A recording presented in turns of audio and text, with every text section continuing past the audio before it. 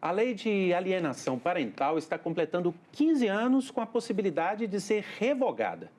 O objetivo da lei é impedir que o pai ou a mãe procure afastar um ou outro do convívio com os filhos. É isso que se chama alienação parental.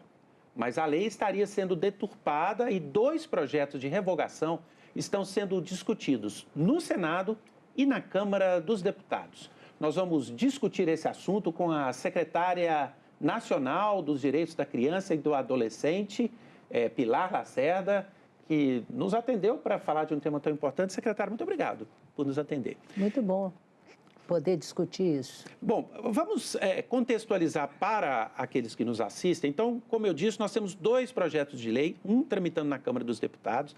Aqui no Senado há um projeto que já foi aprovado em uma comissão, será agora votado na Comissão de Assuntos Econômicos, e esses projetos, tanto na Câmara quanto no Senado, simplesmente revogam a lei. Eu pergunto para a senhora qual que é a posição do Ministério dos Direitos Humanos e da Cidadania ao qual a Secretaria está vinculada. Nós somos frontalmente, não, é porque eu estou embolando aqui, nós somos radicalmente favoráveis à revogação da lei. Ou seja, contra a lei, a favor da revogação. Contra a lei, a favor da revogação. Por quê? Porque ela foi muito importante, né? Em 2010, quando ela é aprovada... Está fazendo 15 anos, né? 15 anos. Então, já virou uma adolescente, né? E ela nos ajudou muito na discussão do próprio conceito. Ninguém usava alienação parental, né? Nessa discussão de tentar preservar crianças e adolescentes da briga e do litígio de pai e mãe.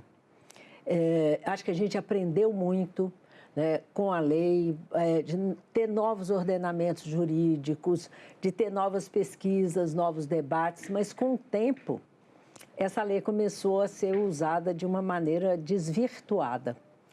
E os movimentos, principalmente movimentos de mães, feministas, de mulheres em geral, de mulheres da justiça, começaram a perceber que essa lei estava sendo usada muito para colocar ingredientes na disputa dos pais, que em quase a sua absoluta maioria são os que saem de casa e a mãe fica a responsável. Então, quando o pai, e agora a gente está ouvindo uma outra expressão, que chama violência vicária, que é o pai usar do seu poder econômico para afastar as crianças da mãe. Mas quando o pai usa a lei, alega a lei da alienação parental, nunca no melhor interesse da criança, mas dentro dessa disputa conjugal. Mas essa disputa existe. Então, algumas pessoas perguntam o seguinte: não seria, então, viável mudar a lei para evitar essa espécie de chantagem, que é o que a senhora está dizendo? Mas nós já temos ordenamentos jurídicos, como o Estatuto da Criança e do Adolescente, que pensam sempre no melhor interesse da criança e do adolescente.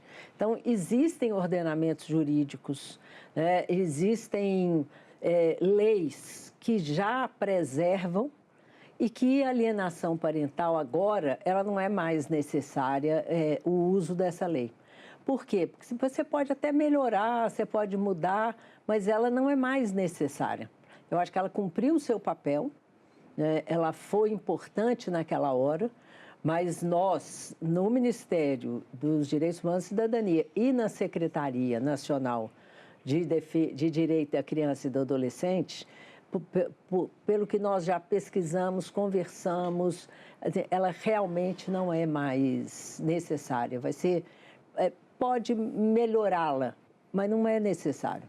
Mas, secretária, fazendo aqui o papel de advogado do diabo, muitas pessoas na sociedade, quando ouvem esse debate, estão querendo acabar com uma lei.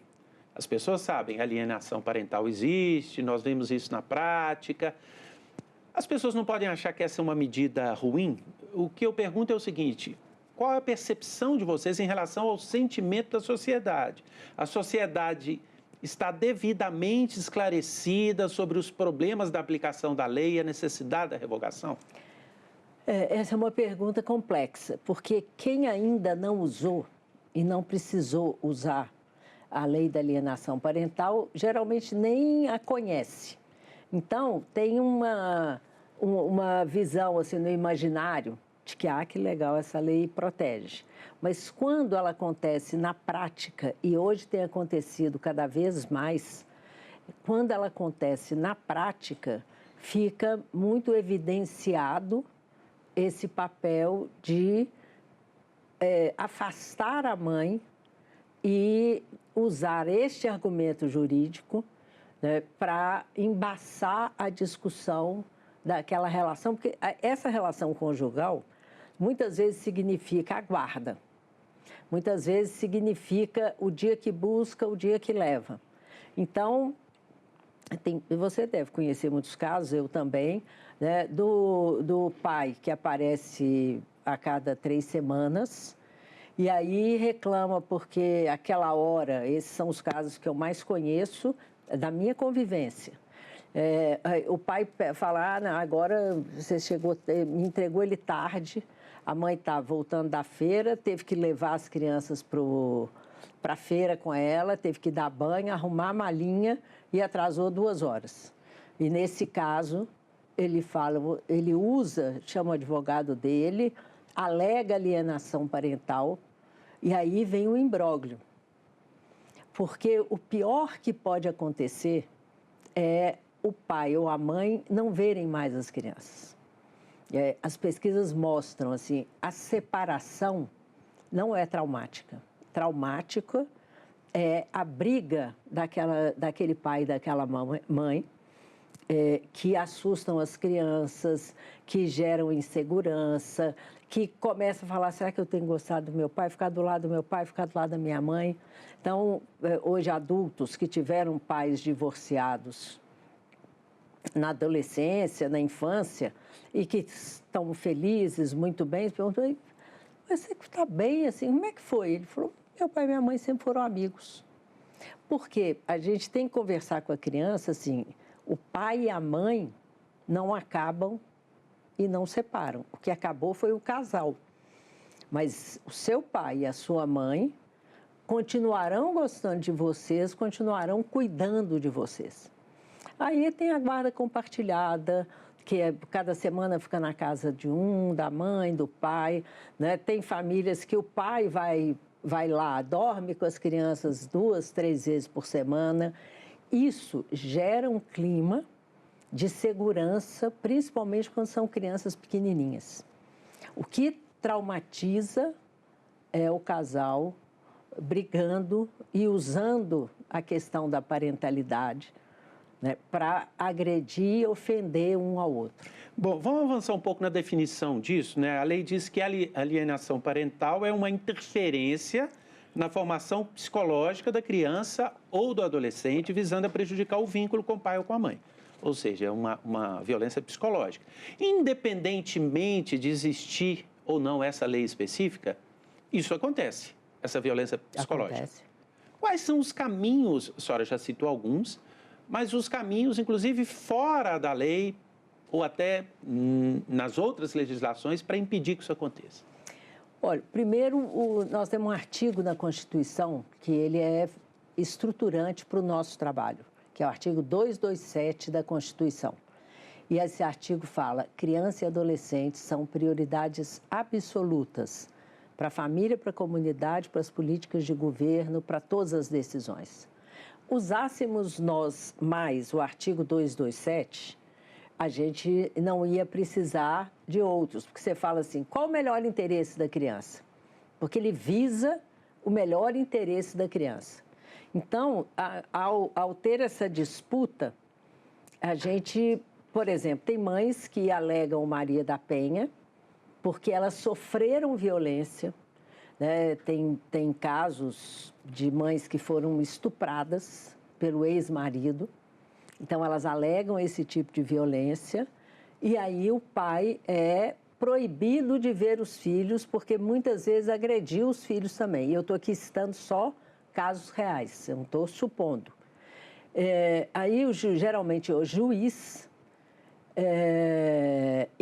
a juíza impede que ele veja as crianças, porque ele oferece um perigo.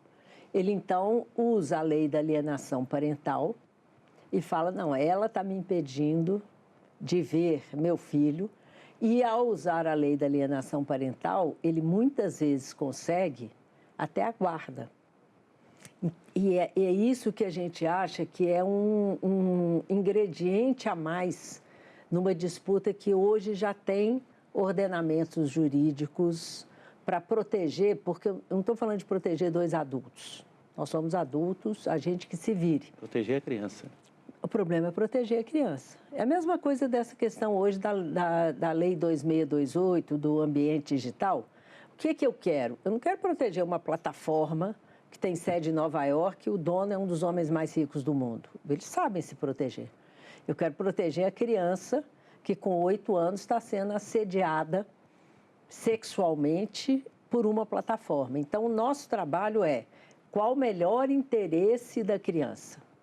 E aí, neste caso, se a lei da alienação parental for extinta, ela não vai fazer diferença e não vai fragilizar a criança ou o adolescente na defesa do seu melhor interesse. Para corroborar o que a senhora acabou de falar, eu tenho alguns dados aqui de uma pesquisa que foi feita por 2 pesquisadoras da USP, analisando cerca de 1.500 processos de alienação parental nos tribunais de São Paulo, Minas e Rio. Elas descobriram que a mãe foi alvo da acusação de alienação em 80% dos processos e em 70% havia casos de violência sexual, abuso contra as crianças. Aí não precisamos nem falar mais nada, né? Pois é, mas... Não, precisamos. Mas estou dizendo, essa pesquisa corrobora a nossa posição, que não é uma posição tirada da minha cabeça, assim, sonhei com isso. É uma posição que vem da pressão dos movimentos sociais, da pressão da sociedade civil, que é o que nos move no governo. É o movimento social que nos tira do lugar. E foram eles que levaram esse debate, inclusive para o CONANDA, que é o Conselho Nacional dos Direitos da Criança e do Adolescente. A partir desses dados, a partir desses resultados, e isso é uma pesquisa científica, né, que mostra que hoje a lei da alienação parental está sendo usada contra a mulher. Nós vemos por essa pesquisa que, de fato, majoritariamente é contra a mulher. Mas haveria também o uso contra homens, porque há situações familiares nas quais a mulher também exerce algum tipo de pressão contra o marido, não? Sim, existem casos que a mulher está brigando com o marido a traiu e ela ficou com muita raiva e ela começa a dificultar as visitas, a impedir que a atual namorada do pai apareça, a criar um clima, que foi a partir desses debates lá em 2010, né, de quem faz o quê para afastar as crianças do pai ou da mãe, mas as mulheres tiveram a lei da alienação parental como uma proteção lá em 2010, 2011, porque ela efetivamente prometia fazer isso. Só que você tem um pai, vamos pegar um pai de classe média alta, que agrediu, que é uma figura violenta. No dia que ele brigou com a mãe, ele também acabou batendo nas crianças. Ou que pressione economicamente, porque esse tipo de violência econômica também existe. Demais, né? demais. Do homem em relação à mulher, demais. Ou da mulher em relação Ainda ao... mais quando a mulher deixou de trabalhar por causa das crianças, então ela depende dessa pensão e ela está tentando se recolocar no mercado de trabalho, né? E aí o pai começa a chantagear com a questão do recurso. Mas mesmo quando a mulher, por causa do litígio do casal, né, usa a lei da alienação parental, ainda é um número pequeno em relação, né, que essa pesquisa mostra que os homens têm usado hoje. Pois é, a pesquisa mostra então, e os dados que a senhora traz mostram que a mulher vítima de violência, todo tipo de violência, se sente frágil com a possibilidade do marido recorrer à lei da alienação parental. Por outro lado, a lei então poderia estar também impedindo mulheres de denunciar essa violência? Poderia ser um elemento a mais para que a mulher se retraia e não denuncie? Esse medo de que vão tirar meu filho? Isso. Esse efeito existe? Existe. E o medo é a coisa que mais imobiliza uma mulher. O medo da violência física, o medo do corte da pensão, o medo de perder os filhos para a guarda do pai. E isso imobiliza e ela passa... E muitas vezes o advogado fala, ó, cuidado que ele vai usar a lei da alienação parental. E aí é a primeira vez que as pessoas têm contato, as mulheres falam, lei da alienação. E aí ela vai saber o que é. Então, em muitos casos, elas retiram a queixa porque elas se sentem fragilizadas. E ao analisar isso tudo, com esses números de pesquisas que têm sido feitas, é que foi ficando mais forte essa ideia de que essa lei hoje mais atrapalha e, no meu caso, de defesa de criança e adolescente, ela não protege mais crianças e adolescentes, principalmente crianças. Nós falamos aqui, então, que a alienação parental, basicamente, se trata de uma violência psicológica. Não só. Não só, principalmente. A criança que é vítima dessa violência psicológica, como é que a secretaria, como é que o Ministério insere esse tipo de violência sofrida pela criança nas políticas globais de proteção à criança? Porque quando se fala de proteção da criança, a gente pensa no abuso sexual, na violência física, outras violências. Essa violência psicológica também está inserida nessas políticas? Sim. E aí, nós, como Ministério, a gente é mais um espaço da articulação. Então, fortalecer o Conselho Tutelar, né, fazer esses debates aqui no Legislativo, equipar conselhos, mas nós temos, por exemplo, uma escola de conselhos, que é para formar, são 30 mil conselheiros tutelares no Brasil, e muitos deles, porque eles são eleitos, alguns fazem prova em alguns lugares, outros só se candidatam, e chegam muito despreparados. Então, o Conselho Tutelar é a primeira porta, né, de entrada para denunciar esse tipo de caso. E aí o conselheiro tem que estar fortemente preparado para não se envolver, para que escute. E a primeira pergunta do Conselho Tutelar é, mas como que está a criança? Porque ele não vai se envolver na briga do ex-marido com a ex-mulher. Mas ele vai pensar assim, as crianças estão protegidas? E aí ele encaminha, né, seja para a vara da família, seja para uma delegacia. E o outro, que é o Disque 100. Né? O Disque 100 é o telefone de direitos humanos do Brasil.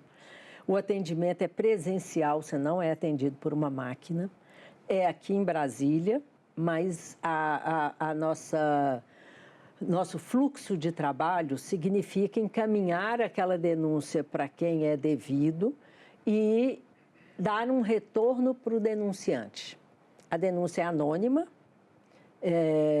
ela não sai ali daquele círculo e ela pode ajudar as mães. Eu estou forçando assim, nas mães, porque são as que sofrem mais e são mais prejudicadas pela fragilização. Esse tipo de violência psicológica, especificamente, ela pode ficar invisibilizada porque a criança não consegue manifestar, porque a criança tem medo e até porque o conselheiro e outras autoridades, outros agentes públicos não têm a capacitação adequada para perceber? Pode ficar inviabilizada, mas principalmente a escola. Por isso, o Ministério da Educação tem hoje, e a gente participa do grupo, de um projeto que chama Escola que Protege. Porque é na escola que ele vai 5 dias na semana e que, às vezes, ele fica em tempo integral. Então, a professora tem um contato, às vezes, de 7 horas diárias. Ela percebe. Quando a criança começa a ir mal na escola, começa a ficar isolada no pátio, chora sem razão, fica, às vezes, agressiva, ela não tem marca. Né? Porque a violência psicológica não aparece no corpo. Né? E aí, esse projeto do Escola que Protege tem feito essa formação e a indicação, porque não é a escola que vai resolver, mas a escola pode encaminhar. E a escola, nesse caso, é o nosso núcleo mais próximo da proteção da criança e do adolescente por essa convivência, e ela precisa estar sensibilizada para isso. Eu já vi alguns juristas, alguns advogados defenderem a manutenção da lei com o argumento de que ela trouxe a conceituação de alienação parental, que não está presente em outros instrumentos jurídicos, então ela traz um elemento novo. Nós não poderíamos, por exemplo, modificar o ECA, o Estatuto da Criança e do Adolescente, para introduzir algo específico ou até criar uma nova lei que não seja essa que está aí? Ou a senhora acha que não é necessário? Eu acho que não é necessário, mas assim, o ECA, ele é uma obra em construção. Ele tá sempre se adaptando. Então, a Lei 2628 do Ambiente Digital, né, que a gente está chamando do ECA Digital, ele, há 10 anos, não era necessário, ninguém falaria disso. Então, a gente pode pensar nessas modificações dentro do Estatuto da Criança e do Adolescente, que eu tenho segurança de te falar, que é a lei mais mal falada e menos lida. Ninguém conhece. Só quem usa é que começa a entender a importância do Estatuto na defesa dos direitos das crianças e dos adolescentes. Então, a gente pode, né, não só usar os artigos que já existem, como ampliar o debate. Mas essa lei, ela hoje mais atrapalha do que ela ajuda. A senhora, como secretária nacional dos Direitos da Criança e do Adolescente, é também presidente do Conselho, né, do CONANDA, o Conselho Nacional, que reúne entidades da sociedade civil, organizações que trabalham com o tema da infância. No CONANDA, há um consenso de que é preciso revogar a lei. Como essas entidades da sociedade civil que estão reunidas no CONANDA se posicionam em relação a esse tema? Também totalmente favoráveis a acabar com a lei da alienação. Tem um termo correto, né? Revogar a lei da alienação parental. O CONANDA é muito favorável a isso. E além do CONANDA, até no diálogo que o CONANDA estabelece, por exemplo, com os operadores do direito, com o parlamento, a senhora entende que nessas instâncias também há esse sentimento? Não, em algumas instâncias não existe consenso.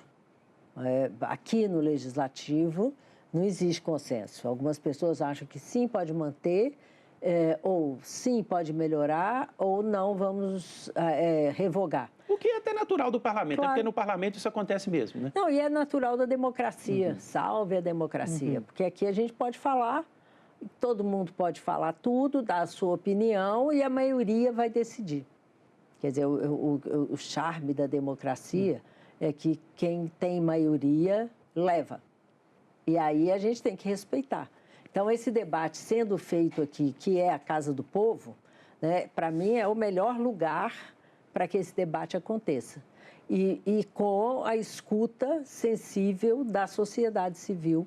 Nós mesmos fizemos uma nota técnica e enviamos para os outros setores do governo que articulam as relações políticas, sendo totalmente favoráveis à revogação. Eu tinha perguntado também dos meios jurídicos. A senhora tem uma percepção de como eles se posicionam? Advogados, defensores? Eu não tenho uma posição qualificada, porque a gente escuta muitos setores, como o CNJ, Ministério Público, que todos participam do CONANDA de uma maneira ou de outra, mas são os setores envolvidos na proteção dos direitos das crianças e adolescentes. Assim, no geral, eu não escutei ainda o outro lado e nem chegou para nós nenhum posicionamento que me desse subsídios para poder te responder. Secretária, muito obrigado pela entrevista. Nada, prazer. Obrigado também a você que nos acompanhou. Essa entrevista e todos os programas da TV Senado estão disponíveis para você rever, compartilhar lá no nosso site senado.leg.br/TV ou no nosso canal no YouTube. Quando você se inscreve no nosso canal, tem acesso a todos os conteúdos produzidos pela TV Senado. Obrigado pela companhia. Até o próximo Cidadania.